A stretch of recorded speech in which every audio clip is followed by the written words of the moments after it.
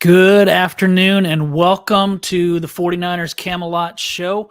I'm excited to have you here, excited to talk some 49ers quarterback stuff based on things that John Lynch has said, Kyle Shanahan said, and then something that Albert Breer recently said. So I want to jump right in that.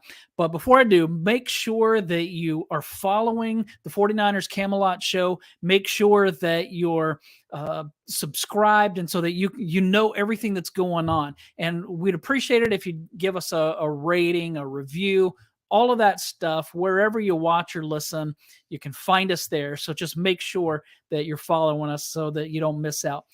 I have some great interviews coming up. Evan Sowards later this week, and then next week supposed to have some other guests that I'm not quite ready to say who it is because I'm waiting on some confirmations. But Jordan Elliott is one of them, but I'm waiting on another one, so I don't want to throw that one out before I know it. So got some great guests coming up, and I'm excited to have you right here listening, watching, ready to talk 49ers. So let's jump right in. So Albert Breer, you know him. He covers the NFL. And recently he said something. This was based on, I think, what Kyle Shanahan and John Lynch said last week at the annual NFL meetings. So here's what he said, and we're going to kind of break this down and come in and out of it. So he said, one takeaway from the meeting for me was that the Niners really believe in Brock Purdy. He said, I'm not going to sit here and say that they think they have a Brady-type story with last year's 7th-round pick, but I do believe the 49ers brass thinks Purdy's capable of giving them the highest level of quarterback play that they've had since Kyle Shanahan arrived in 2017. Now, I want to stop there because that's not saying much, okay? That Brock Purdy is the highest level quarterback play that the 49ers have had since Kyle Shanahan came in 2017 is not necessarily a ringing endorsement. Now, he's right. Brock Purdy played at a really high level, better than any Shanahan quarterback has played with the 49ers. But, I mean, he's had Brian Hoyer. He's had C.J. Beathard. He's had Nick Mullins, who can only throw the ball like 10 yards. He's had Jimmy Garoppolo, who I think is his most successful quarterback. And I like Jimmy. I think he's a great guy and a leader. And I think that he did great things for the 49ers. So I'm not going to rip him. But he certainly, wasn't quite what the 49ers needed as far as getting over that hump. I mean, he came close to winning the Super Bowl, but he didn't quite. And then Trey Lance, who has played, how many quarters has he played? He's played in less than 4 games. And so I think I have that right. So he played half of the Seattle game in 2021. He played the full Arizona game, the full Houston game, the full Chicago game. So that's 3.5 quarters. And then he only played like 2 drives against Seattle in 2022. So yeah, less than 4 total games. And so you can't really throw Trey Lance into, hey, he's great or he's not great, because we haven't seen enough to know. So let's get back to Albert Breer. So I just wanted to interrupt that because it wasn't exactly, to say that Brock Purdy is the best quarterback Kyle Shanahan has had since he's been with the 49ers is not saying much. But nevertheless, let's get back. Here's what he said. That doesn't mean he's there yet. He's speaking, of course, of Brock Purdy, but that they're hanging his name first on the depth chart and are willing to do it, even with his medical situation, is very indicative of where they stand. And with what's ahead, it makes sense for them to just allow for the situation with the other 2 quarterbacks in-house, Trey Lance and Sam Darnold, to play out. Now, that's a big statement, and I don't disagree with him, because here's what he's saying, that the 49ers, so far, what they're saying, Kyle Shanahan, John Lynch, is that Brock Purdy is the guy, and they're saying it even though they don't even know if he'll ever throw the ball again. Now, he's going to be fine in all likelihood, but there's no guarantee, and there's no guarantee of when he's coming back. So the fact that they're hanging their hats on Brock Purdy, who had this elbow surgery, a very serious surgery for an NFL quarterback, big deal. And the fact that this is a big deal and that they're still hanging their hats on the Brock Purdy peg says a lot about what they think of Trey Lance. Now, I've asked if I'm reading too much in this. I had Matt Barrows on the show, and I asked him, am I reading too much into this? And he said yes. But in all due respect to Matt, I just don't know if I'm reading too much into it or not, because the 49ers have had a chance. They've had multiple chances to back Trey Lance, and they just still haven't done it. So the question is, and the reason that I titled this podcast, Do the 49ers Believe in Trey Lance, is because I think that this is what it all comes down to. The fact that Brock Purdy, yes, he showed what he can do, and he deserves a shot at being QB1 if he was healthy. But the fact that he's not healthy, and yet they still seem to be thinking he's the guy, makes me just think that the 49ers don't believe in Trey Lance anymore. Or maybe they do, and they're just trying to snow us all. I don't know. But so here's the reason that I question if the 49ers believe in Trey Lance. I've got four things. First is Kyle Shanahan's play calling. So Kyle Shanahan calls plays differently for Trey Lance than he does for Jimmy Garoppolo or Brock Purdy. Think about the fact that he just doesn't seem quite ready to trust Trey Lance to throw the ball. Now, Kyle Shanahan did something similar with Jimmy Garoppolo in the 2019 NFC Championship game. Remember that, when Raheem Mostert ran all over the Packers and Garoppolo barely threw the ball? But I don't know if that was that he didn't believe in Garoppolo as much as running the ball really worked. I think that they saw something in the Packers on film that they thought, hey, we can run the ball against these guys and we can run it successfully. And I think that that's what they went with, and it worked so well that they just stuck with it and they didn't have to throw the ball very much. But I mean, Kyle's let Trey throw the ball some, but he's run him a lot more. Listen to this. Trey Lance ran the ball 7 times in his only half against Seattle in 2021, his rookie season. He ran the ball 16 times against Arizona. That's a ton. He ran it 8 times against Houston. He ran it 13 times against Chicago. Now, I know the weather was really bad, and so it's harder to throw the ball in those kind of conditions. And then he ran the ball 3 times against Seattle he only had 2 drives of that game. In fact, he didn't finish the 2 drives. So in the times that Trey Lance has played, remember I said that he's played less than 3 3/4 games. So he's played less than 4 games, right? And so he's run the ball 47 times in his limited amount of playing time. 47 times Trey Lance has run the ball. Last season in 2022, Jimmy Garoppolo and Brock Purdy ran the ball a combined 39 times. So they ran that, and that was for 15 games. So in 15 games, Jimmy and Brock ran the ball 39 times. In less than 4 games, Trey Lance has run the ball 47 times. So you can see that it's a different mindset with Trey Lance. Maybe Kyle is calling the plays differently because he doesn't yet believe in Trey Lance. I do a 49ers Web Zone. We do a mailbag fairly often. And so I'm usually the one that answers the questions. And somebody asked, why doesn't Kyle call the same plays for Trey Lance? And this was, I don't know, a couple of months ago, I'd say. And I answered it, hey, obviously he doesn't believe in Trey Lance. He doesn't trust him enough to let him throw the ball.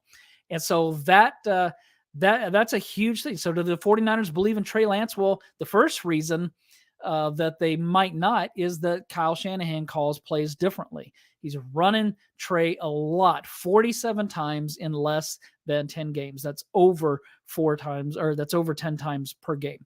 So the second is media leaks.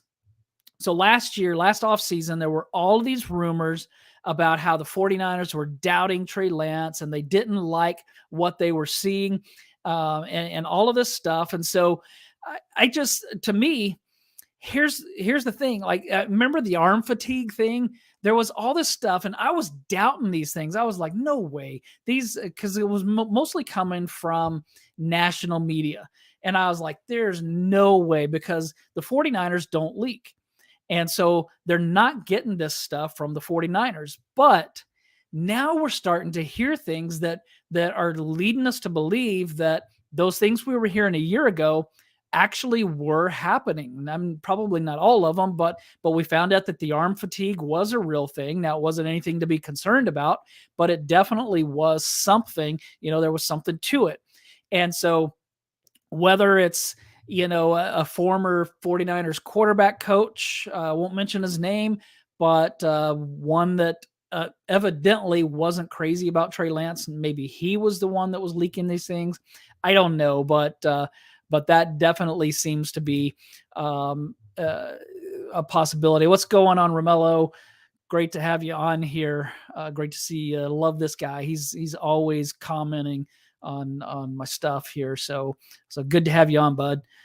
So then my third thing on why the 49ers don't seem to believe in Trey Lance is questionable support. So again, I mentioned this earlier, that Shanahan and Lynch have had plenty of opportunities to back Trey Lance and to not, if you want to say that Brock Purdy is QB1 when he's healthy, then at least endorse Trey Lance and say, hey, he's clearly the number 2, and who knows, maybe he can win that QB1 job.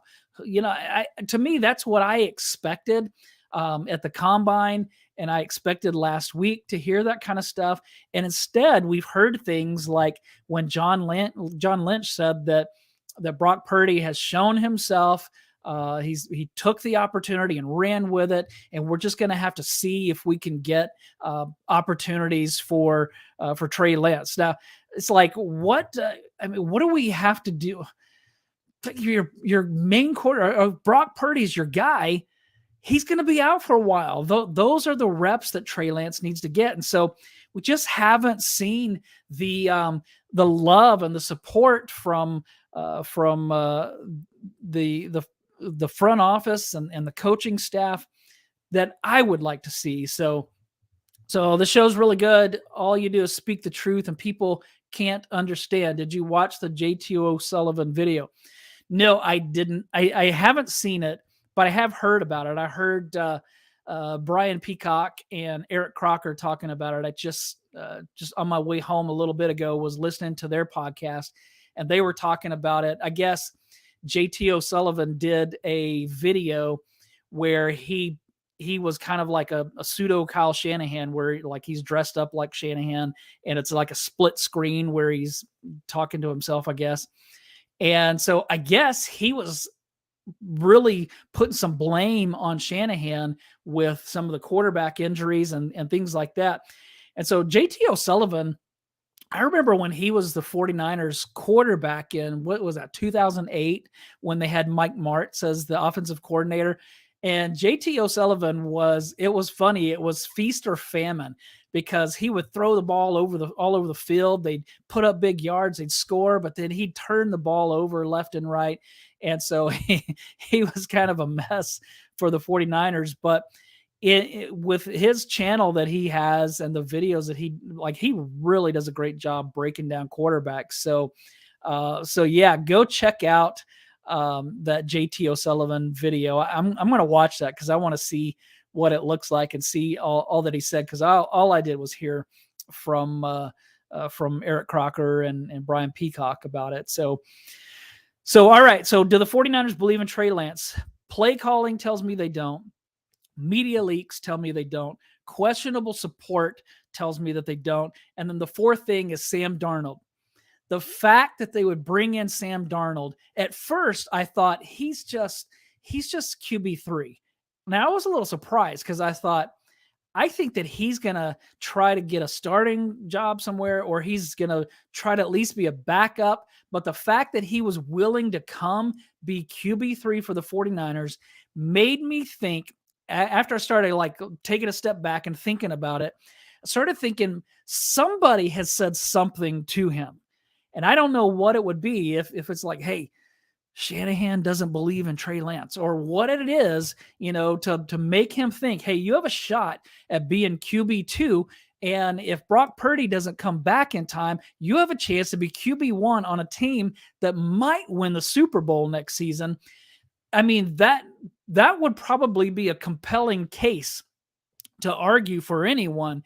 And so that kind of made me think maybe this Sam Darnold thing, maybe there's something to this. And then last week, Kyle comes out and says that Sam Darnold and Trey Lance are going to split first team reps. Why? I mean, that's what Trey Lance needs more than anything. He needs reps. And so now he's going to split them with Sam Darnold. I just don't think that there's any reason to have them split reps unless you think Trey might not beat out Darnold. If that's the case, then man, that is an issue. And if Trey Lance truly can't beat out Sam Darnold, then yeah, I'm not buying into the he's a bust thing. But if he can't beat out Sam Darnold, then I might start thinking that. I know a lot of people are really into Sam Darnold. I'm not going to be the one who says, hey, this guy's just, there's no way he's going to be any good, because who knows what Kyle Shanahan can do with him. But I'm also not going to be the guy to say, hey, look at these highlight throws. Because, yeah, he has some highlight throws, but he has some low light throws as well. So here's the reason. I gave you 4 reasons why the 49ers may not believe in Trey Lance still. Let me give you reasons to still believe in Trey Lance, the reasons that you should still believe in him. First is that he has a really high ceiling. Even George Kittle talked about it last week, that Trey has a really high ceiling. He has great talent. Now, I will say that he needs to be more accurate. His accuracy is the only thing that concerns me. I'm not concerned about him from an intelligence standpoint, or breaking down film, or learning things, or seeing things quick enough. I'm not worried about any of that. I'm worried about his accuracy. And if he improves on that, then I think that he's going to be a star in the NFL. Now, originally I was super excited because I thought, all right, a mobile quarterback like we had when the 49ers had Colin Kaepernick. Kaepernick was such a threat. And so I was excited about that. I originally wanted Justin Fields, but mainly because of that. But Trey is not quite the runner that I thought he was going to be. He's not as fast as I thought. He can't get around the edge quite like I hoped he can. He still can make some plays with his legs, no doubt about that. But the huge ceiling, that's one reason to believe in Trey Lance. The second reason to believe in Trey Lance is Kyle Shanahan. If Kyle Shanahan can make Nick Mullins look decent, Nick Mullins, who I think is a good guy, but he's just not a good quarterback. And if Kyle Shanahan can make him look good, then he can do some great things with Trey Lance. So I would expect if Trey gets healthy, if he gets to play an extended amount of time, and I'm talking regular season games in Kyle Shanahan's system, I think that he would develop into a really good quarterback. Also, what we've seen so far. So a lot of people like to jump on Trey Lance, negatively and say, hey, he's been terrible so far. He's a bust. But I mean, really, like, he hasn't been that bad. He's been better than Jimmy Garoppolo's been at times. I mean, if you take that Chicago game in the rain, so the downpour, horrible field. I mean, the field looks so bad late in that game that the lines were even gone. What I think I remember seeing on the telecast, they were like drawing the lines on there. It was just such a horrible field and horrible conditions. And if you look at his stats from that game and compare them to Jimmy Garoppolo's stats a year earlier against the Colts in a similar type downpour, Trey Lance's stats weren't really that worse. I mean, Jimmy Garoppolo turned the ball over, I think, 3 times. Trey turned the ball over, I think, once. And so he really wasn't that bad. And think about this. His rookie season, his QB rating was 97.3. That's not bad, especially for a rookie. Now, how did he compare with the other rookie quarterbacks that year, that vaunted 2021 draft? Well, Zach Wilson's QB rating was 69.7. That's terrible. Justin Fields' QB rating was 73.2. Trevor Lawrence, the number one pick that year, his QB rating was 71.9. Now, Lawrence is developing into a really good quarterback, but he got to play the whole season. He got to play his whole second season. Could Trey Lance have developed the same way? And so that's all I'm saying, is that the kid needs a chance. And so I think that what we've seen so far tells us that we can believe in him. And the fourth reason that we should still believe in Trey Lance is because Sam Darnold stinks. And so Sam Darnold is not going to beat out Trey Lance. I really don't believe that. Now, I have been wrong before, especially when it comes to the quarterback position on this team. I didn't think that Jimmy Garoppolo would be coming back. He did. I didn't think that Brock Purdy was going to do what he did, but he proved me wrong. And so I've been wrong before. I could be wrong this time, but I don't think Sam Darnold will beat out Trey Lance.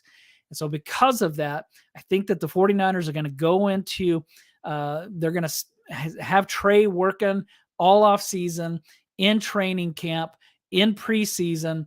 I don't think that Brock Purdy is going to be ready in week one. I think it's probably going to be 3 or 4 weeks into the season, which means Trey's going to get 3 to 4 games. That's my prediction. I could totally be wrong. I'm not a doctor, so I don't know, and nobody knows until we see this summer how Brock Purdy's coming along when he finally starts to throw. So I think that if Trey Lance starts to get his opportunities, if he plays really well, then Brock Purdy's not going to be QB1 because Kyle Shanahan's going to go with the hot hand. Whether or not that happens, we'll see. So let's get back to this Albert Breer quote. Because I just read how he talks about how Brock Purdy, he believes that he's the guy, that he's not there yet, but the 49ers are going to let this play out with Sam Darnold and Trey Lance. So here's what he said next. The Niners are working with a 6 to 8 month return to play timetable on Purdy, with the idea being that the timeline should be more concrete 2 to 3 months post-op. So that puts us May 10th, June 10th, somewhere in that time is when Brock Purdy should start throwing. That means by the summer break, San Francisco should know if it's getting Purdy back for opening day at some point midseason or somewhere in between. Okay, so Albert Breer is saying that this summer, the 49ers are going to have an idea of, are we going to get Brock Purdy back in week 1? Is it going to be midway through the season, so like week 8, 9, whatever? Or is it going to be somewhere around week 4? And so that's what we all know. That's been the discussion. We've talked about that. And so that is going to be the interesting thing. But last week I had Steph Sanchez on here, and she had interviewed Stephania Bell. And Stephania Bell had a really interesting quote about Brock Purdy. She said, it's not return to play, it's return to performance. So just because he's ready to go week 1 doesn't mean that he's going to be thrown in there, because if he's ready to play week 1, that's different than he's ready to perform at week 1. So he may be ready to play in week 1, but he may not be ready to perform until week 4. And so I think that that's an important quote, an important thing to remember. So let's get back to what Albert Breer said. He said, what the Niners know for certain now is that the on-field reps through spring will go to Lance and Darnold.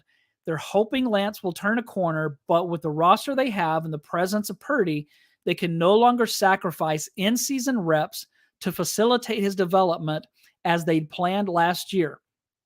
All right, so I'm still with him here. He's saying that, look, this roster is ready to win now.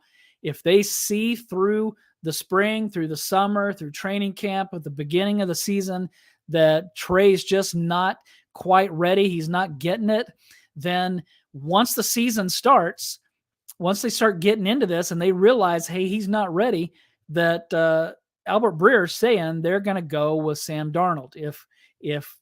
If Brock Purdy's not ready yet and Trey Lance hasn't shown that he's developing, then expect the 49ers to go with Sam Darnold.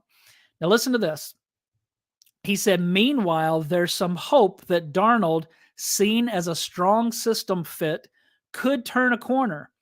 As a rookie, Darnold played for Mike Shanahan protege Jeremy Bates and had his best year in a scheme built to make the quarterback play fast. So basically, he's laying this out that Trey Lance and Sam Darnold are going to split reps. If Trey Lance turns the corner and shows that he's developing into who they hope him to be, then he's going to play again ahead of Sam Darnold. Now, this again, we're saying that Brock Purdy's not ready yet. That's what we're saying.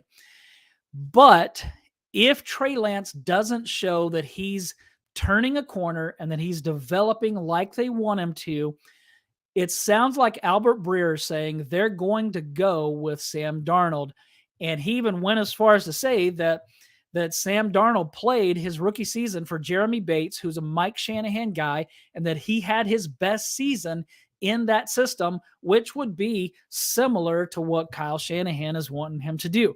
So either way, this is what Breer said, either way, one of those guys will really have to come on to move the Niners off Purdy, which should be taken as good news by the fan base. And so, yes, it is good news, but it's at the same time, it's scary news because we don't know who the quarterback is going to be. I mean, the 49ers are one of the teams predicted to compete for the Super Bowl. They have the best odds, along with the Chiefs, to win the Super Bowl. What were they projected to win? Like 11 and a half games, the same as the Chiefs. And nobody even knows who their quarterback is going to be. Now, I assume those odds are based on Brock Purdy being the guy, but again, we don't know what's going to happen with that elbow. So, in a nutshell, Brock Purdy, nobody knows when he's going to be ready, and so in the meantime, Trey Lance, Sam Darnold are going to be duking it out to see who's going to be the guy. I think that it's going to be Trey Lance because I really believe in him. But if not, Kyle Shanahan seems to really like Sam Darnold. So either way, both of these guys have the opportunity to show enough that even though the 49ers have labeled Brock Purdy QB1, it's possible that Sam Darnold or Trey Lance could impress enough and could win some games while Purdy's out to make the 49ers go off of that and make Brock Purdy a backup quarterback. It's going to be really interesting to see, and I can't wait to see what happens. Thanks for joining me today, and thanks for watching and for your continued support. Make sure you rate, review, subscribe, do all of that good stuff, and everybody have a good week out there. I'll see you in a couple of days. Thursday is when I'm going to have Evan Sowards on, and so it's going to be a lot of fun. He's a cool guy. He's a fun follow on Twitter, so we're going to have fun.